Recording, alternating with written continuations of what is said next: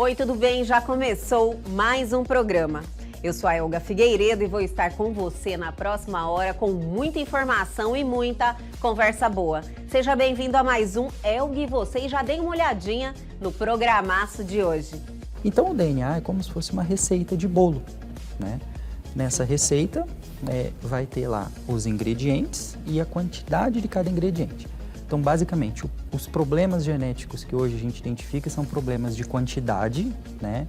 É óbvio, não de ingredientes, de bolo, enfim, eles são uma metáfora, mas problema de quantidade e da sequência, né, do DNA. O tratamento de um paciente que tenha a deficiência intelectual é diferente do tratamento de um paciente que tem um transtorno do espectro autista, que é diferente da criança que não aprende porque tem TDAH, e é diferente da que tem o transtorno opositor desafiador, que é o TOD junto. Então, na verdade, muita gente fala, mas qual diferença vai fazer para aquele indivíduo ter o diagnóstico? Justamente a orientação do tratamento adequado. Tentar consertar a outra pessoa. É aquela tentativa de eu olhar para outra pessoa e a outra pessoa, é como se a outra pessoa não tivesse todos os recursos, como se fosse uma máquina, está faltando uma pecinha e eu vou tentar consertar aquela pessoa, vou tentar moldar aquela pessoa, vou tentar mudar aquela pessoa para aquilo que eu acho que é certo. Eu vou ensinar a você me amar da forma que eu te amo. Não é uma coisa, tem uma coisa até bonita a falar? É poético. É até bonito falar. Mas acredita que isso mata o amor? E aí, gostou? Então fique ligadinho que o Elga e você só está começando.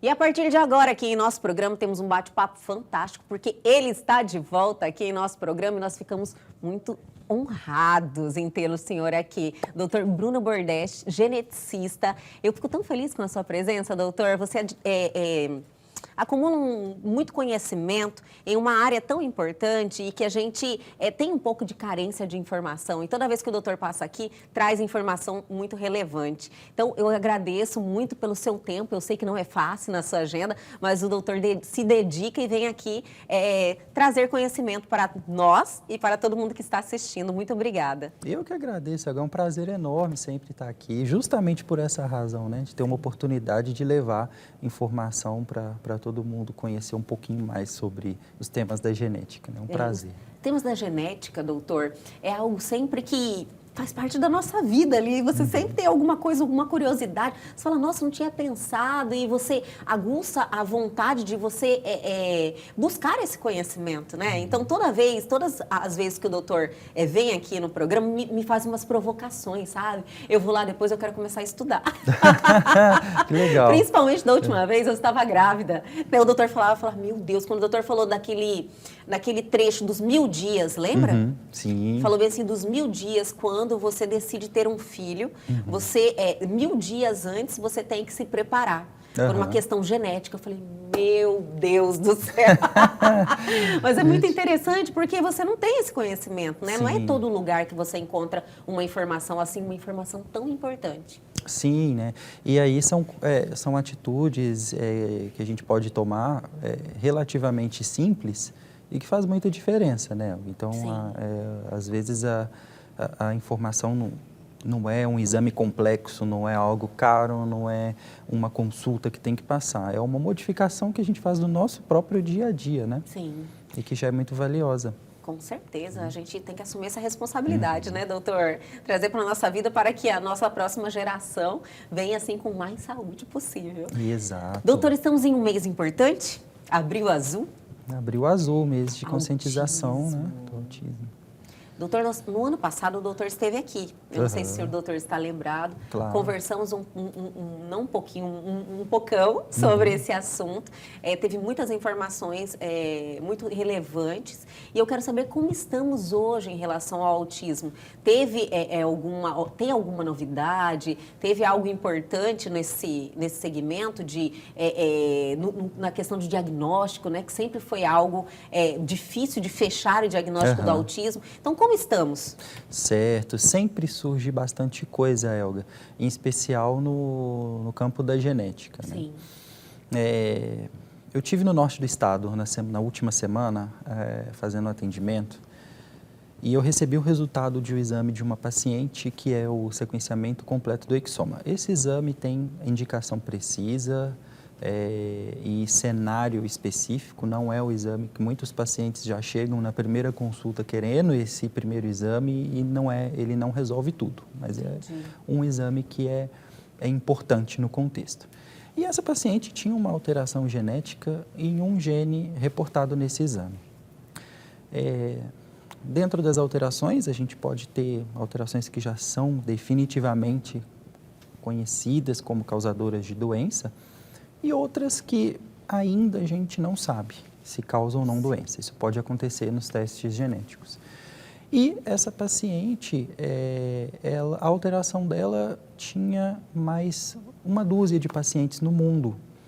E, curiosamente, a publicação datava, né, com essas 12 crianças do ano passado, né, de 2023. Então, provavelmente, se essa paciente tivesse feito o exoma no programa que a gente fez no ano passado, sim, ela não ia ter esse diagnóstico. Olha só. Então, a grande verdade é que hoje em dia a gente conhece uma porção do nosso DNA, que esse exame mesmo, ele analisa 1% do nosso DNA todo. Então, ele é muito bom para dar os diagnósticos, mas existem casos, e uma boa porção de casos, em que a investigação pode ir até o final, entre aspas, né, do que a gente tem disponível hoje, que é esse teste, e mesmo assim não identificar nada no paciente. Mas não significa que o transtorno, a doença, não é genético, né? Então, 90% do TEA, né, tem correlação com a genética. Olha só.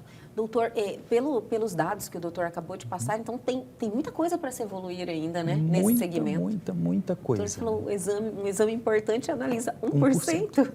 Que seria o que tem de mais moderno hoje. Sim. Se a gente fosse entender, só para um jeito muito simples para entender o que é o nosso DNA, né? A gente vem de um espermatozoide que fecundou um óvulo. Sim. E formou uma única célula. Então, toda a informação para montar um ser humano está dentro dessa única célula. Então, o DNA é como se fosse uma receita de bolo, né? Nessa receita, vai ter lá os ingredientes e a quantidade de cada ingrediente. Então, basicamente, os problemas genéticos que hoje a gente identifica são problemas de quantidade, né? É óbvio, não de ingredientes, de bolo, enfim, são uma metáfora, mas problema de quantidade e da sequência, né, do DNA. Então, isso, né, quando a gente pensa no bolo, né, eu tenho aqui a receita e aqui o bolo. Não pula do papel para o bolo pronto. Sim. Existe, né, o processo de ir lá, comprar o ingrediente, separar os ingredientes, fazer o bolo, deixar aquela massa, né, sei lá, fermentar, enfim, sim, levar para o forno e assar e fazer a confeitaria. Isso dentro da genética, né, se a gente fosse falar de genômica, como esses testes que a gente faz hoje, sendo a receita desse bolo, mais para frente o ato de fazer o bolo, né, eu posso chamar de transcriptômica, que analisa o RNA, que vem depois do DNA. O ato de confeitar esse bolo, eu posso chamar de proteômica, que é a proteína lá no final. E uma proteína vai interagir com outra no nosso corpo. A gente tem 400 mil proteínas, uma interferindo no funcionamento da outra. Cada proteína é um bolo. Então, é uma complexidade muito grande. E de todo esse processo de fazer o bolo, e mais, né, o bolo lá junto com os outros, vamos falar assim, a gente compreende a leitura da receita. Então, a análise desses outros processos, né, do transcriptoma, do proteoma, a epigenética, o epigenoma, né, e todos esses outros omas, as ômicas que a gente fala, está tudo ainda em laboratório de pesquisa. Olha só. Então, é uma área que, para o futuro, né, vai ter um crescimento muito grande de respostas para perguntas que hoje a gente ainda não tem como responder. Nossa, mas que bom, né, que a gente Sim. está nesse caminho, né, doutor? Nós já estamos passando por isso agora, que o autismo sempre, eu acredito que é de conhecimento geral que é difícil fechar o diagnóstico, né? Então, assim, muitos estão descobrindo, tendo esse diagnóstico tardio, está acontecendo muito agora. Tipo, muitos casos mesmo, casos de pessoas famosas, a gente sempre tem um caso próximo de alguém que fechou o diagnóstico de autismo, já era uma pessoa adulta. Então, isso vem acontecendo muito, doutor. Então, o doutor, eu até fiz essa pergunta, eu acho, no programa passado, se isso tem relação com o aumento de casos? Então, está aumentando o diagnóstico. Sim. Toda vez que a gente tem uma doença que aumenta o diagnóstico, às vezes não aumentou necessariamente na mesma proporção a quantidade de casos, né? Sim. Porque aumentou a capacidade e a sensibilidade para fazer aquele diagnóstico especificamente. É claro, por exemplo, se a gente for comparar em número absoluto a quantidade de mulheres que teve diagnóstico de câncer hoje e no ano de 1800, de 1900, esse número vai ser absurdamente maior. Só que naquela época eu não tinha a capacidade diagnóstica que eu tenho hoje para falar que um paciente tem câncer. Então, a conscientização, e quando a gente fala de conscientização do autismo, a própria campanha não é apenas para a população geral. Essa conscientização tem que ser para os profissionais de saúde também, de compreender o transtorno e entender os sinais para fazer o diagnóstico, né? E, a partir desse diagnóstico, conseguir orientar o tratamento desse paciente e também o acompanhamento da família, né? Sim. Então, fato, a gente, em termos globais, aumentou a incidência. O aumento possível de casos, né, em número mesmo, ele tem sido atribuído aí a alguns fatores, né, uso de algumas medicações específicas durante a gestação, que são casos muito pontuais, associado a um aumento da idade parental, né, dos pais, Verdade, pode ter doutor. relação. As pessoas estão tendo filhos É mais algo, tarde. é uma tendência que a gente tem visto hoje em dia, né? E fatores assim que hoje, que são óbvios de estilo de vida, mas que ainda, à luz da ciência, são ocultos, que a gente imagina, né? Que são fatores relacionados ao nosso estilo de vida que modificam o que a gente conversou no último programa da epigenética, né? Sim. Então, embora a gente ainda não tenha a prova de A mais B, a interferência direta, né? Existem várias pesquisas e estudos em curso para tentar identificar esses fatores. Doutor, eu ouvi, eu não sei se isso tem algum fundo de verdade, mas eu gostaria de falar para o doutor, falaram que o aumento de incidência, de nascimento de crianças com autismo era uma evolução da nossa espécie. O senhor acredita nisso? Mas eu vou pedir para o doutor segurar. Eu vou chamar o intervalo, mas é bem rapidinho. A gente já volta com mais doutor Bruno Bordeste.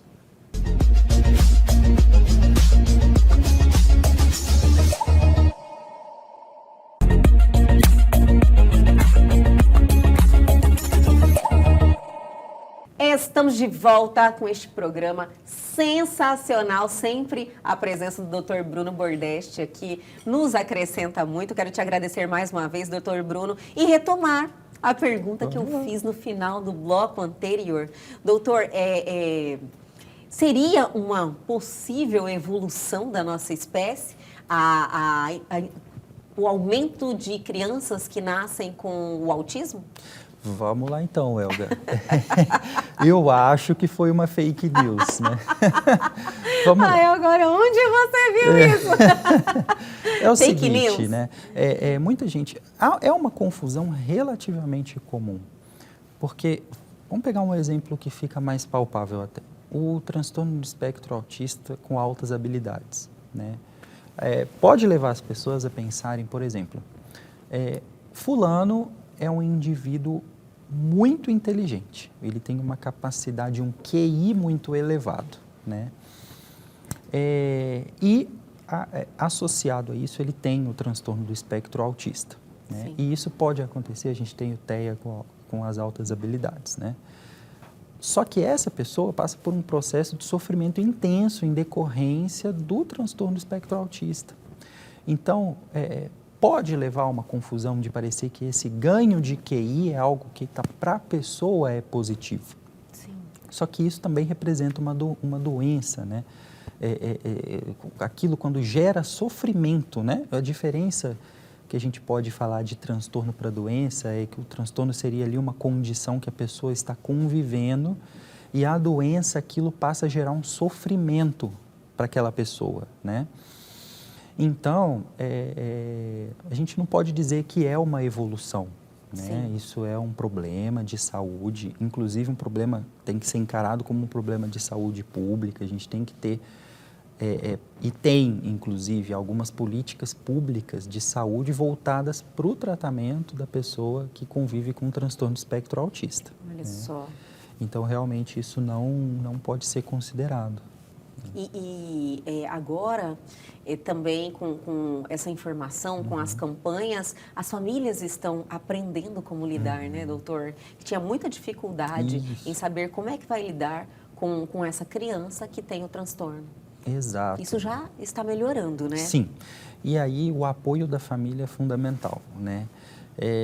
Então, antigamente, né, quando não tinha o diagnóstico do TEA tão disseminado como hoje no meio dos profissionais, né, acaba que esses pacientes eles eram, né, agrupados muitas vezes até pela própria população leiga de outras formas, né?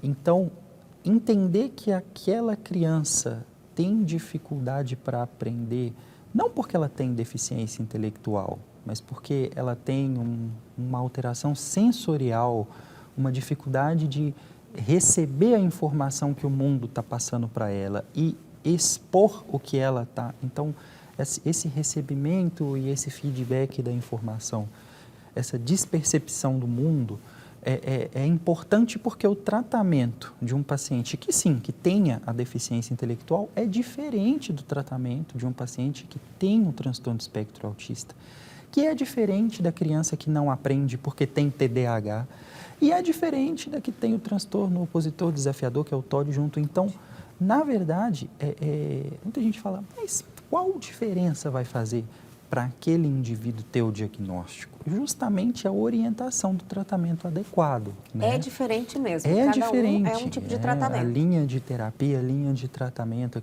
a forma que vai ser trabalhada é diferente, não apenas para o grupo de diagnóstico de cada um desses pacientes, mas individualizado também, porque cada um vai ter a sua herança familiar também, né? Em vários aspectos comportamentais, cognitivos, né? Então, por isso que é orientado, né, os planos terapêuticos singulares, né, ou os planos individualizados. Mas isso é maravilhoso que hoje já tem, né? Sim.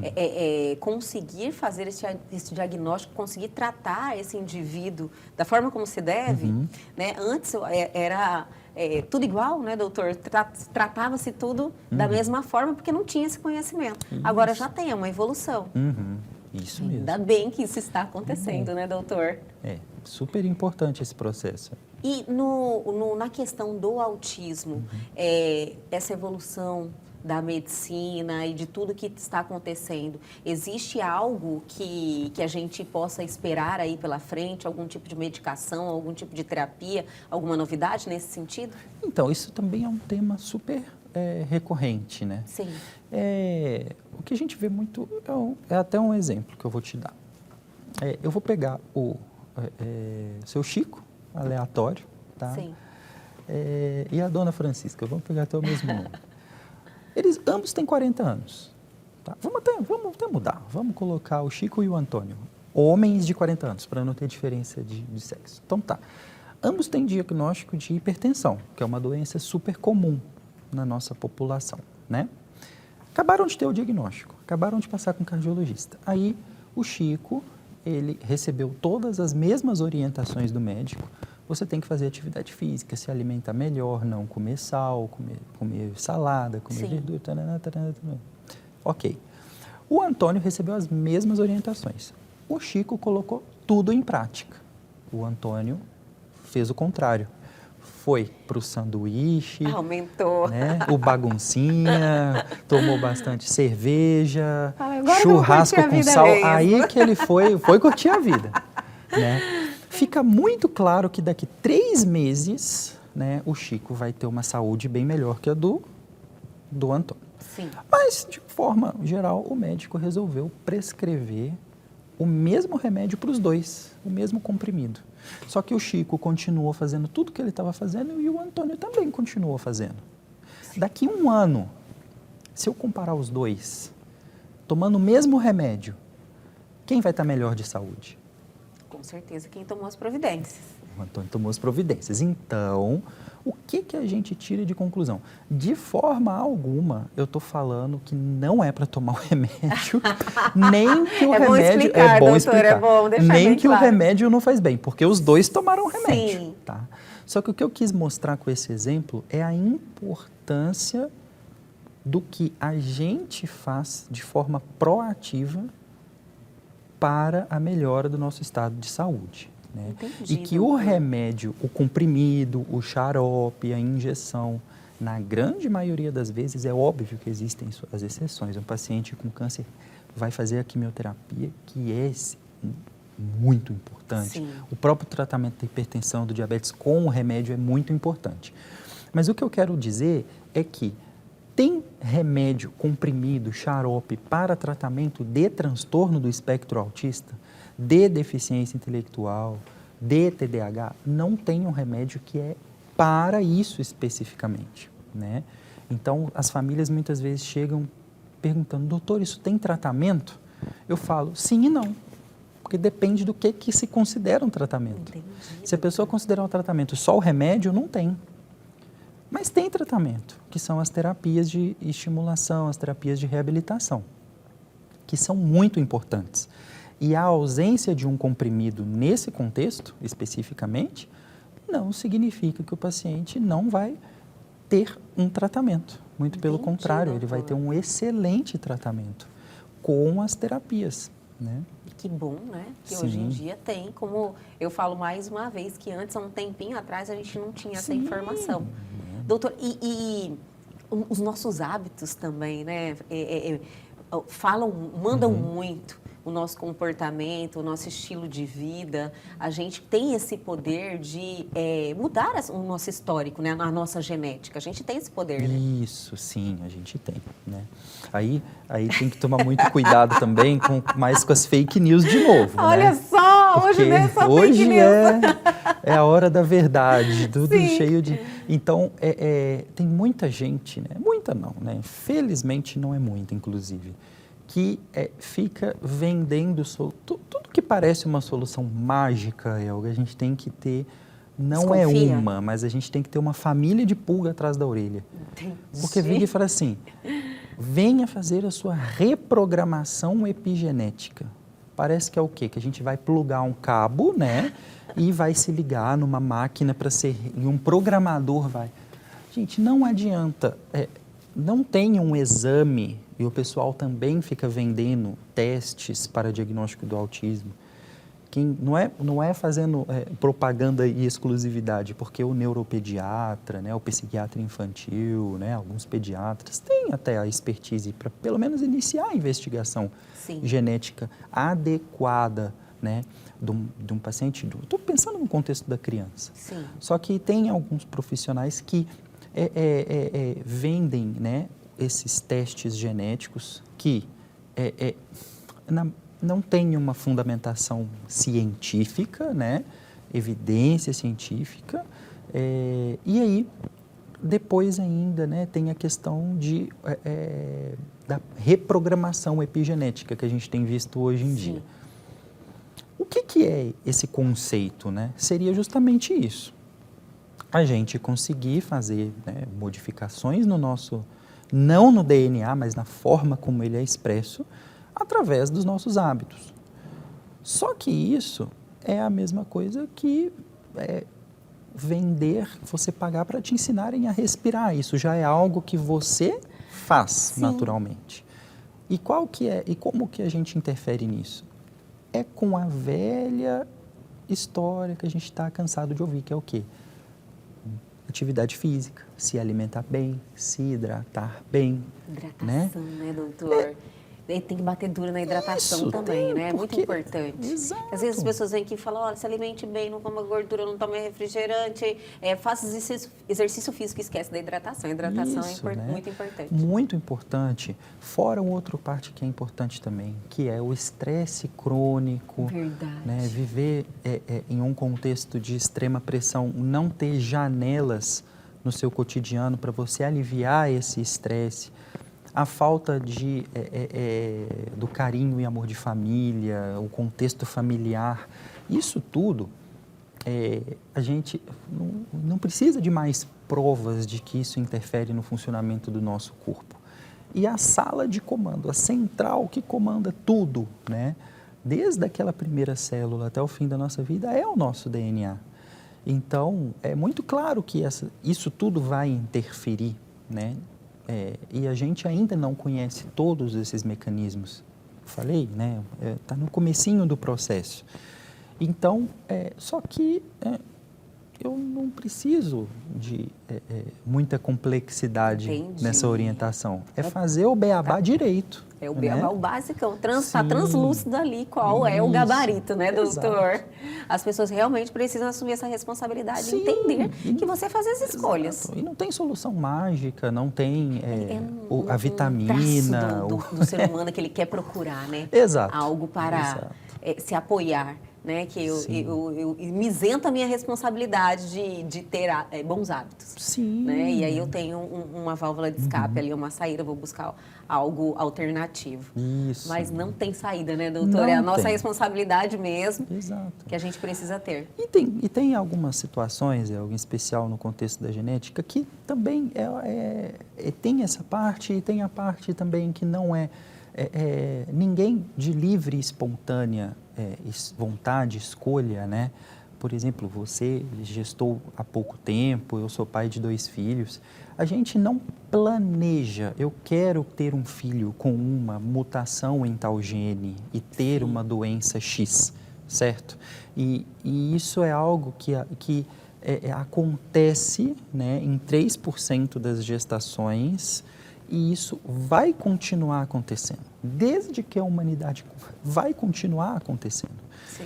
E isso não é algo que é escolhido. Então, as pessoas, né, elas não têm que sentir culpa, né, do filho ter o transtorno do espectro autista. A gente fala 90% é genético. Não significa que o pai e a mãe têm 90% de culpa daquilo que, né, do filho, né, sofrer com esse transtorno. Porque a gente não tem escolha sobre isso diretamente. Então, é importante, né, Demais. que isso seja... E mesmo nos casos que a gente identifica, eventualmente, uma alteração em um gene, uma alteração cromossômica, né, a ideia não é, igual brinco com os pacientes, né, não é um tribunal. Eu não fiz direito, fiz medicina, para falar veio do pai ou veio da mãe. A grande questão que a gente quer é fazer uma orientação para aquela família, né? Para dar um norte. E esse que é o contexto, né? Então, é importante também que fique claro essa ideia de que o objetivo não é esse, né? E sim prover informações melhores para a família, né? Não só para o paciente, doutor. mas para a família. Que maravilha, é livrar desse peso, né? Eu acho que é muito importante, eu acho que é o primeiro passo, né, Sim. doutor? Para que você consiga aí traçar um caminho de evolução, de bem-estar para essa criança, você estar bem resolvido com essa questão da culpa, tanto de ambos os pais, né? Que geralmente eles vêm com essa sobrecarga. Doutor Bruno, adorei mais uma vez, mais um ano, o doutor aqui com a gente. Não espere mais um ano para voltar aqui, viu, doutor? Vamos Por favor, sim. volte aqui antes. É sempre maravilhoso ter o senhor aqui. E até a próxima. Até, muito obrigado pelo convite. Eu que agradeço.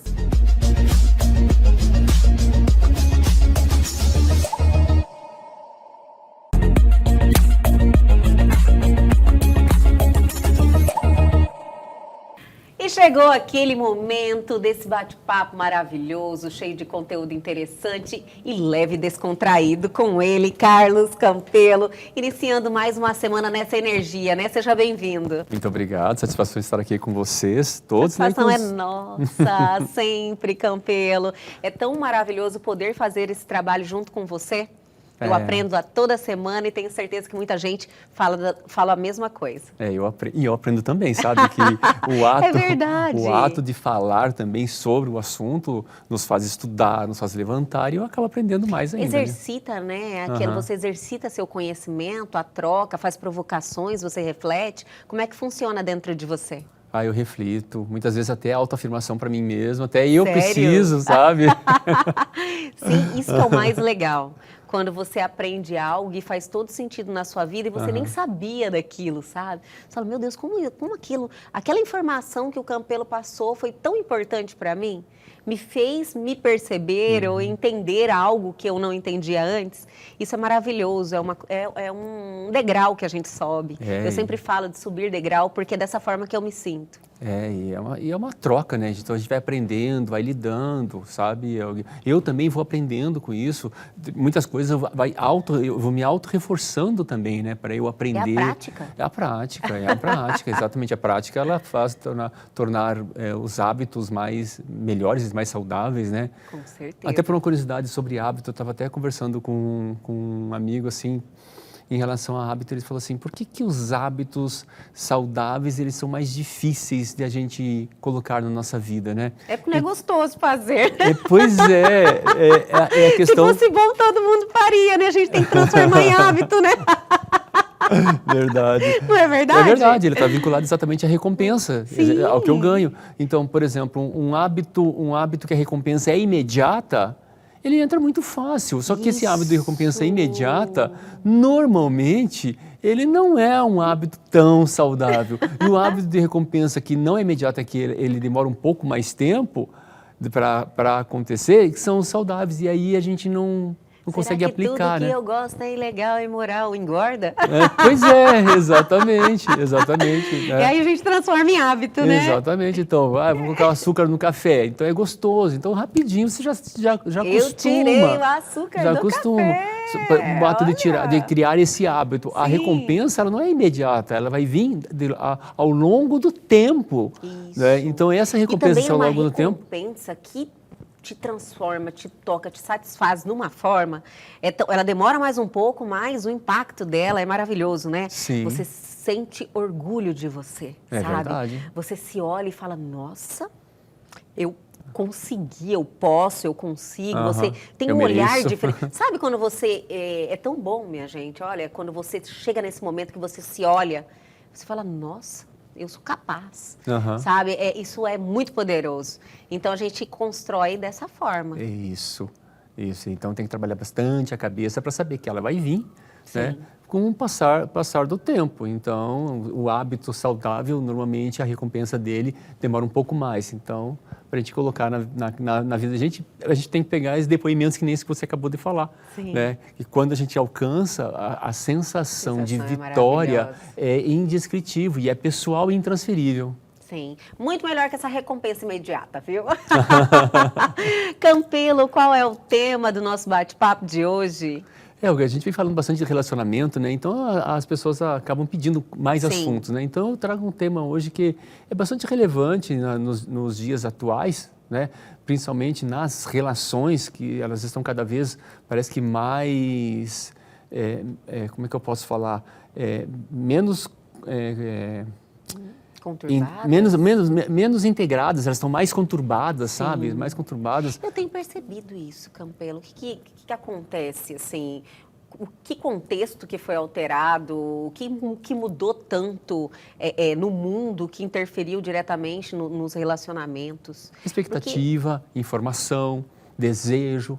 Né? Então, hoje eu trago aqui, até para abrilhantar o nosso programa, 3 atitudes que matam o amor. Olha que legal, adorei. E realmente é bem assim mesmo. As pessoas falam assim, não é tão simples assim. 3 atitudes, mas é bem dessa forma. Eu vou trazer 3 que realmente... Que realmente matam. Que matam. Ele não tem jeito. Que matam aquela sensação do amor, da paixão, sabe, Elga? Muitas pessoas eu troco experiência, que as pessoas, ela acaba se apaixonando pela pessoa, mas também acaba se apaixonando por qualidades da pessoa, sabe?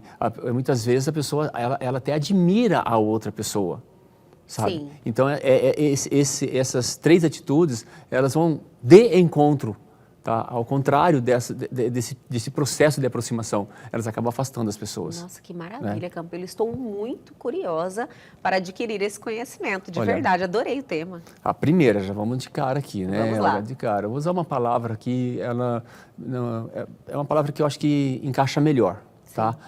É tentar consertar a outra pessoa. Entendi. Eu poderia falar tentar mudar a outra pessoa. Sim. Mas eu vou usar a palavra tentar consertar. Porque é aquela tentativa de eu olhar para outra pessoa e a outra pessoa, é como se a outra pessoa não tivesse todos os recursos, como se fosse uma máquina, está faltando uma pecinha e eu vou tentar consertar aquela pessoa, vou tentar moldar aquela pessoa, vou tentar mudar aquela pessoa para aquilo que eu acho que é certo. Sim. Ou É para uma aquilo opinião que eu quero. sua, né? É. Moldar a pessoa para você, né? Exatamente. Dentro do seu... Exatamente. Da sua visão, do seu querer. Exatamente. E aí isso vai de encontro àquela questão. As virtudes da outra pessoa, os valores da outra pessoa, as qualidades da outra pessoa, muitas vezes é deixado de lado. De certa forma, você está matando a outra pessoa, né? Quem ela realmente é.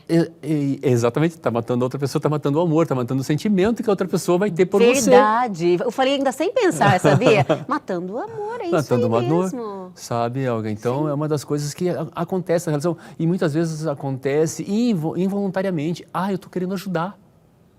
Muitos Eu tô acreditam que estão querendo ajudar. Eu estou querendo o melhor para você. Sim. Sabe? Na realidade, será que a pessoa realmente ela não tem a ideia do que ela está fazendo ou ela dá uma escondidinha? Ela sabe muito bem, mas ela enfeita? Olga, sabe? pode ser qualquer coisa, sabe?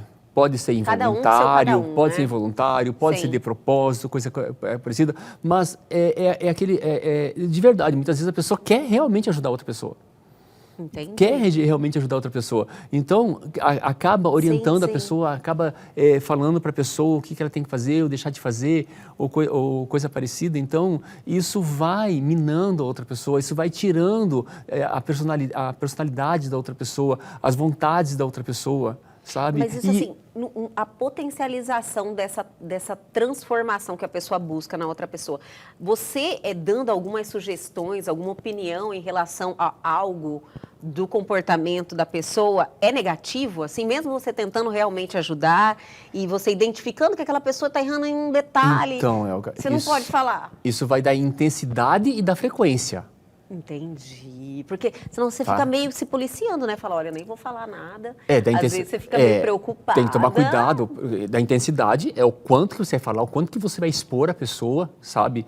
Não só expor publicamente, mas Quando, expor onde, na como, relação, né? Sim. sabe? Expor na relação e na frequência. Toda hora. Toda hora.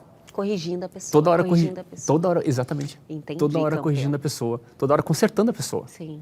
Toda hora consertando a Larga pessoa. uma vez alguma coisa que você quer acrescentar Isso. de uma forma bem inteligente, você Aham. acrescenta, Tudo tem um respeitando momento. a pessoa, Tem um momento. sabendo como falar, né, campeão? Exatamente, Isso é Elga. uma arte. As pessoas Exatamente. têm que saber como falar. Foi muito bem pontuada essa tua pergunta. Não é simplesmente não falar nada, Sim. sabe? Mas é a pessoa ter o bom senso de saber a hora de falar, o como falar, respeitar o momento da outra pessoa. A outra pessoa está emocionalmente preparada para escutar isso agora, sabe? É. E como nas relações, também tem o lado da pessoa que quer falar. Você está preparado para falar isso agora? Você emocionalmente está bem para você falar isso agora? Vai que você não está. Sim. Sabe? E por incrível que pareça, muitas vezes a gente fala coisas que a gente não quer falar, Elga. Eu Você acredito. fala assim, mas como que não quer falar? Não fala que não quer falar, porque assim, está envolvido pela emoção, sabe? E tira a razão, sabe? A diferenciação do nosso cérebro. Então, quando está envolvido pela emoção, você não raciocina sobre aquilo ali, daqui a pouco vem, fala, solta. Saiu, né? Saiu. E saiu coisas que realmente você jamais falaria para aquela pessoa. E geralmente não são coisas boas, né? E normalmente não, Elga, normalmente não. Né? No momento, né, da raiva, de fortes emoções, infelizmente sai algumas coisas assim que prejudicam totalmente o relacionamento. E não muito. tem como voltar, E né? muito, isso aí pode acabar com o relacionamento. E detalhe, muitas vezes essa pessoa que quer consertar, como eu falei, em princípio, vou partir do pressuposto que ela está com boas intenções. Sabe? Sim, entendi. Vamos dizer que sou eu que estou com boas intenções de querer consertar você. Eu tenho boas intenções de consertar você, né? Mas isso, como eu falei, da intensidade, da frequência, se eu começar a fazer sempre isso, vai se tornar chato, vai se tornar enfadonho, você vai perder a tua personalidade. Sim. E a admiração que você tinha por mim, sabe? Admiração, você vai começar a perder. Foi aquilo que te Vai conquistou, perder, né? Eu sabe? entendi agora. Aí você vai querer chegar próximo de mim, você não vai querer chegar próximo porque sabe que vai chegar próximo de mim, eu vou... Vai ter uma crítica. Que é muito parecido com o consertar e o criticar, mas são diferentes. Que o criticar é a segunda forma. É a segunda. É a Então, segunda forma. vou pedir para você segurar um pouquinho, vou chamar um intervalo, mas é bem rapidinho, a gente já volta.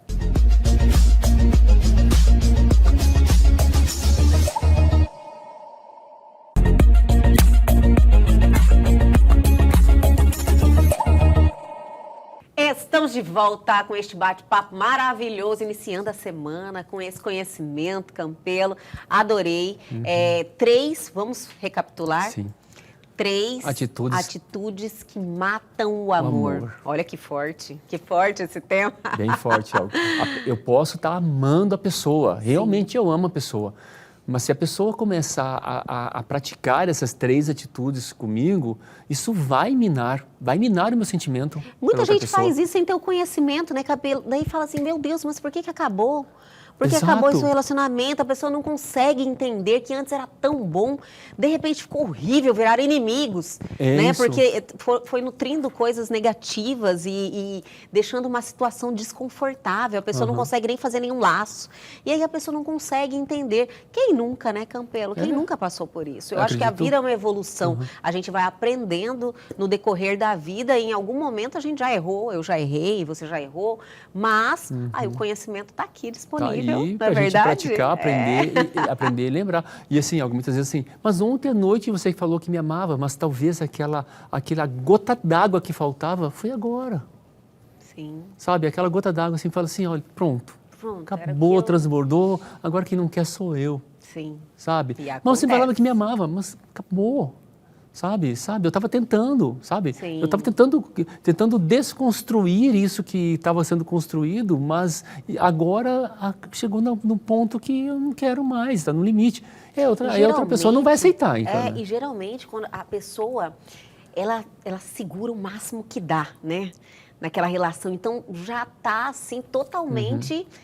passada dos limites, assim, então a pessoa não quer nem explicar, tem hora, ela quer sair daquele relacionamento e já com um sentimento ruim, né, pela outra pessoa. Pior que é isso. Sim, né? geralmente chega a esse ponto. Chega nesse ponto. Não é assim, eu não estou gostando, não. A pessoa quer tentar salvar o relacionamento, ela acredita que vai mudar. É difícil, né, quando você gosta de alguém e ela está tendo atitudes que você não está gostando, você vai se arrastando, né? Tentando, naquela esperança que, nossa, vai mudar, nós vamos retomar aquele momento gostoso do começo, mas não volta. É muito difícil. E você até falou, reforçou a primeira etapa, né? Eu acredito que eu vou conseguir mudar a pessoa. Sim. Sabe? Ninguém muda ninguém, Elga. Ninguém muda ninguém. Ninguém muda ninguém. Eu aprendi isso. Ninguém muda ninguém. Não muda mesmo. A segunda é o criticar. Tá? Criticar. A primeira, eu quero consertar você. Sim. Olha, não faz desse jeito, faz daquele jeito. A segunda é criticar.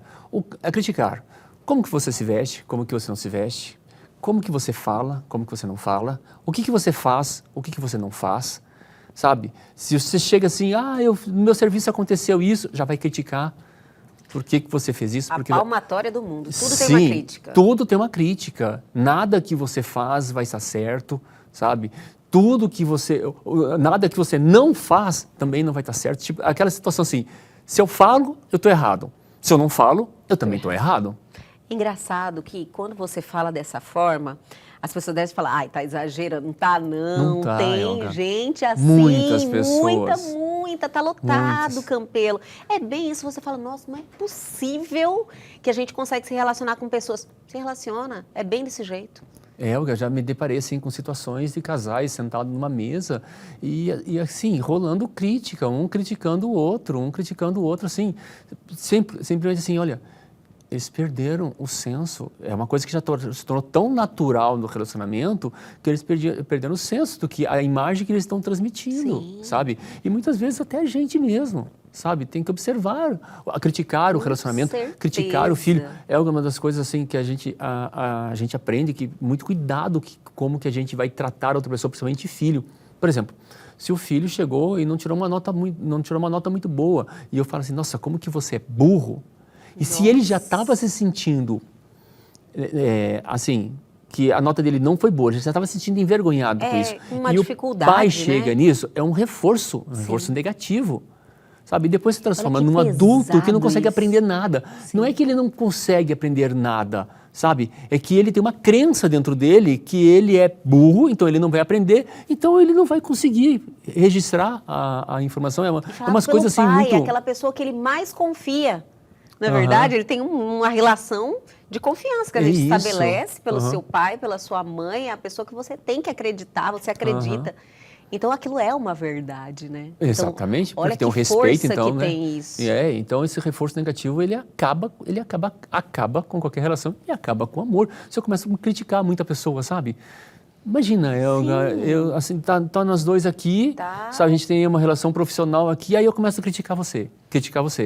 Mas Você não quer mais estar com a pessoa. eu vou ser uma companhia enfadonha, uma Com companhia certeza, chata, fala, nossa, sabe? Não gosto de estar tóxica. perto dessa pessoa. Me Você sinto não mal. quer mais estar perto. A pessoa, tipo assim, só te traz sentimentos ruins.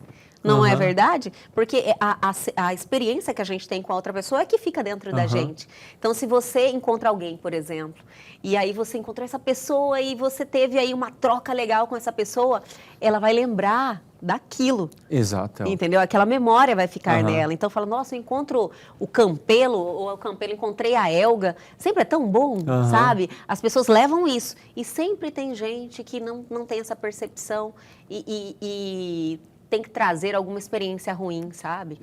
E é esses verdade, Elga. que criticam, então, nossa... É verdade. Tem os que criticam, tem aqueles também que não escutam a outra pessoa vai falar de si, ele não deixa falar de si, acaba dele, né? acaba colocando a história dele. Então, Você me ensinou isso, sabia? Hoje, o Campelo me ensina tanto, que hoje, quando eu estou vendo essa situação, eu não consigo não observar. Quando você começa a falar, a pessoa já... mas porque comigo? Eu falei, eu lembro de você na hora, eu falo, meu Deus do céu, como acontece mesmo? É mais natural, né? É mais natural que a gente possa imaginar. Sim, né? acontece demais. Antes eu não percebia com esse olhar, sabe? Eu não conseguia ver assim. Às vezes até me incomodava, mas eu não tinha esse nível de clareza do que estava acontecendo. Hoje não, eu falo, nossa, o Campelo falou, sempre é sobre a pessoa. Eu vou contar uma história minha, vira a história da pessoa. Exatamente. Isso daí... Isso é um erro, hein? Muita gente faz isso. É um erro. Você não está escutando a pessoa, sabe? Você não está deixando a outra pessoa ser ela, né? Então, esse ato de criticar também é uma forma de você, sabe? De você... não validar a outra pessoa, não validar o que a outra pessoa pensa, não validar o que a outra pessoa sente, né? E lógico que tudo isso ainda tem, que me veio aqui na mente agora, ainda tem mais alguns temperinhos que tipo tem a projeção, né? Que muitas vezes sou eu que faço, sou eu que sou assim. Geralmente os ciumentos, mas né? eu projeto isso na outra pessoa e acredito que a outra pessoa é que está fazendo comigo aquilo que é em mim, que sou eu. Né? Como é difícil eu olhar para mim, é difícil eu fazer autoanálise, é difícil eu criticar a mim, então eu pego essa minha responsabilidade, aponto para outra pessoa que a outra pessoa é assim, que a outra pessoa é assado, que a outra pessoa faz isso, a outra pessoa faz aquilo, porque é muito mais fácil para mim, né? ter que lidar com o problema da outra pessoa do que lidar com o meu problema. sabe? Eu compreendi agora. E, então tem todas essas nuances. Então, quando a gente está falando 3, a gente está sendo bem simplista, de uma forma bem pedagógica, né? Sim. Para trazer a discussão do tema, né? Lógico que ela, daqui para frente ela vai se aprofundar. Com Muito certeza. mais, né? Então, nós falamos da primeira, que é o tentar consertar a segunda. A primeira é tentar consertar a outra pessoa. A segunda, que é criticar a outra pessoa. E tem a terceira, que essa daí é a mais natural possível e a pessoa acha que está fazendo a melhor coisa do mundo. Meu Senhor, o É, quê? eu vou ensinar a você me amar da forma que eu te amo. Não é uma coisa, entendeu? Uma coisa até bonita falar. É poético. É até bonito falar. Mas acredita que isso mata o amor? Olha só. Porque cada um ama da sua forma. Cada um ama da sua forma, cada um ama da sua forma. Mas eu quero que você me ame do jeito que eu te amo. Lembra que eu falei lá no primeiro tópico que a gente falou de intensidade e frequência? Sim. Né? Então a gente ama de intensidades diferentes, a gente ama em frequências diferentes. Eu te ensinar, eu querer que você me ame da forma que eu te amo, ele já parte de um pressuposto que a pessoa, eu sou tão perfeito, eu sou tão perfeito, Sim, tá? Que a você, minha forma que é certa. Exatamente, que você tem que ser igual a mim, Sim. sabe? Aí você pode falar que até acaba se assemelham, né? Tentar consertar, criticar a pessoa e querer que a pessoa ame do jeito que eu a amo, sabe, El? E aí a gente a gente até falou sobre esse tema, que são, para a gente tentar simplificar essa explicação, que são aquelas 5 linguagens do amor. Você recorda? Recordo, Assim, sim. Que é o toque físico, palavras de afirmação, presentes, tempo de qualidade e serviços, sabe? E serviços. É uma forma de a gente tentar entender no outro como é que é a forma que o outro ama. E que existe, sabe? né, formas diferentes. Existe, Geralmente a pessoa ela não tem essa consciência. Normalmente, sabe? As pessoas não são iguais. Não são iguais. Cada um é diferente e é isso aí, né? Nós somos assim. Então, se eu não tenho a percepção nem qual que é a minha linguagem do amor, nem como que é a linguagem do amor da outra pessoa, e eu quero que a outra pessoa seja igual à minha, qual é a minha? Qual é a sua? Qual é a que te faz bem? Qual é a que me faz bem? Então, é uma forma de a gente encontrar, sabe, qual que é a linguagem do amor, qual que é a sua linguagem do amor, qual que é a linguagem do amor da outra pessoa, e aí vocês se aproximarem pela linguagem do amor. Né? Reduzir os conflitos desnecessários. Exato, Elga. Se eu começar a querer que a outra pessoa me ame do jeito que eu a amo, mas se a palavra de amor dela, a forma dela amar é diferente, então novamente eu vou estar anulando a pessoa do jeito que ela é. Sabe, eu vou estar invalidando os sentimentos dela. Só para recordar, Helga, rapidamente, assim, ó, a 5, que é o tempo de qualidade. Se a minha palavra de amor é o tempo de qualidade, eu quero estar junto com outra pessoa, sabe? Não 2 horas, mas que seja 1 hora junto, sem celular, sem televisão. Só nós dois conversando, tendo a troca. Não precisa ser uma coisa assim, todo santo dia. Não, que tenha um tempo para o casal. Sim. Aquele tempo para o casal, vamos dizer que seja a minha, né? Ou se a minha for toque físico, o que a pessoa com toque físico vai querer? Vai querer estar encostando, vai querer estar beijando, vai ter que estar abraçado, vai querer andar de mão dada, sabe? Vai estar no carro, vai estar com a mão em cima da perna, sabe? São essas coisas. Também não é todo o tempo, mas que tenha isso, né? Então, tempo de qualidade, toque, palavras de afirmação. Sabe, que essa vai completamente de encontro às outras duas fatores que a gente falou aqui, né? Palavra de afirmação, olha, que legal, que você pode, você merece, parabéns, sabe?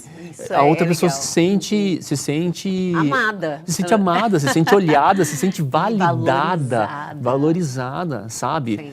Né? Serviço, se a outra pessoa for Admirada. serviço, o que é serviço? Olha, peguei o lixo, joguei fora, né? Fiz um jantar, sabe? Limpei a casa, faz um serviço. Coisas para agradar. Fazer uma coisa para agradar a pessoa, um serviço, mas tem que ser uma prestação de serviço. Né? E eu acabei falando do serviço, tempo de qualidade, palavra de afirmação, toque físico, né? e presentes. Presentes. Presente, sim. É legal, mas não é só isso. Por exemplo, mas tem se gente eu que gosto de receber gosta presente, Se eu gosto de representar, a palavra de amor é do tipo, não é tempo de qualidade, não é palavra de afirmação, não é serviço, é eu ganhar um presente. Olha só. É ganhar um lápis, ganhar um caderno, ganhar um anel. Lembrei de você, nossa, a pessoa sabe? fica assim. Lembrar um presente, mas através de um presente. Precisa ter um presente. Tem algo, objeto sabe? Tem que ter um objeto, tem que ter um presente. Sim. Sabe? Não é estar presente. Que é o tempo de Eu qualidade. entendi. Tem que ter dar um presente. Né? Então, vamos dizer que da outra pessoa é toque físico. E o meu é dar um presente. Né? Então, para outra pessoa ela se sentir amada, eu tenho que tocar. E se eu quero que ela me ame do jeito que eu amo, que eu dou presentes, o que eu vou querer? Que ela me dê presentes. E eu não vou querer tocar nela, porque minha palavra de amor é dar presentes. Então, para eu me aproximar das pessoas, eu tenho que conversar com a palavra de amor da pessoa e não da minha, sabe? Então, essa atitude que eu querer que a outra me ame do jeito que eu amo, a não ser que a palavra de amor de ambas sejam iguais, sabe? Se forem diferentes, e eu querer fazer isso, eu vou matar o amor, Elga. Eu vou matar a relação, a pessoa vai deixar de me amar, porque para ela é importante, por exemplo, a palavra de afirmação, sabe? E para mim é dar o presente. Aí eu vou dar o presente, aí a pessoa, não, eu te dei um anel de brilhantes de $30.000 ou coisa parecida, você acha que eu não te amo? Sim, se para outra pessoa for toque físico, não vai ser importante, sabe? Ah, mas eu vou gostar de anel? Vou gostar, mas isso não significa que eu vou me sentir amada. Isso é aquela questão. Volta, frequência, intensidade. Se eu começo a fazer isso repetidamente, né? Todos os dias vou fazendo isso, a outra pessoa vai se sentindo invalidada e cada vez mais vai quebrando o amor. E aí são 3 atitudes que estão no dia a dia da gente, que se a gente não observar o meu comportamento, eu vou estar matando o amor. E a outra pessoa, se ela não observar o comportamento dela, vai estar matando o amor. Então, se de repente a pessoa, do dia para a noite, olha, não quero mais, deixei de te amar, pode ser que ela chegou na gota d'água. Perfeito, Campelo. E aí, anotaram aí, minha gente? Olha, todo mundo tem que ter isso, né? Anotadinho para não errar. Realmente faz muito sentido.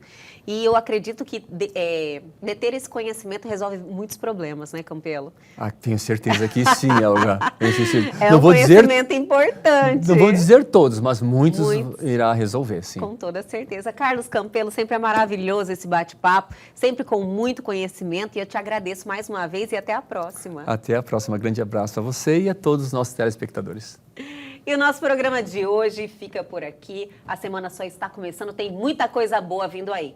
Perdeu algo, quer entrar em contato com a gente? Pegue seu celular agora e aponte a sua câmera ao QR Code que está aí na sua tela.